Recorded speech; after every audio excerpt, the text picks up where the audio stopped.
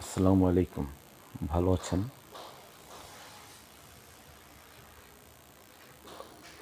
আমরাও ভালো আছি। আপনার সন্তানের নিরাপত্তার সাথে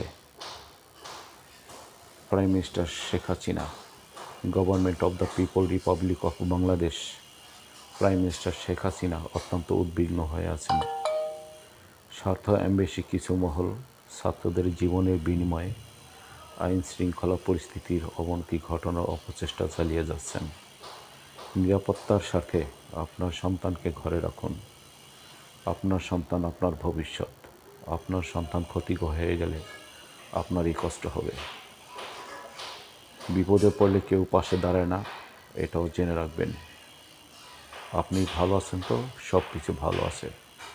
সন্ত্রাসীদের অগ্নিসংযোগের কারণে ডেটা সেন্টার পুড়ে যাওয়ায় এবং স্পিড তার পুড়ে যাওয়ার কারণে সারা দেশে ইন্টারনেট সেবা বন্ধ হয়ে আছেন।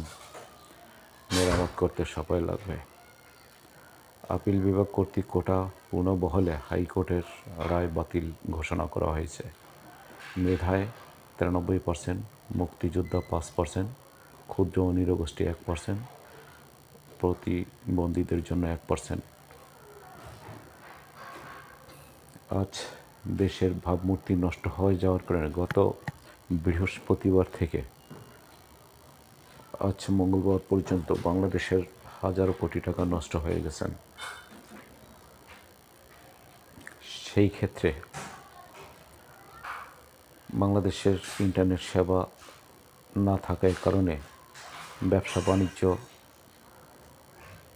মানুষের বন্ধ হয়ে আছেন। সরকারকে বিপদে ফালানোর জন্য অগ্নিসংযোগ করে দেশের বিভিন্ন সম্পদ নষ্ট করেছেন।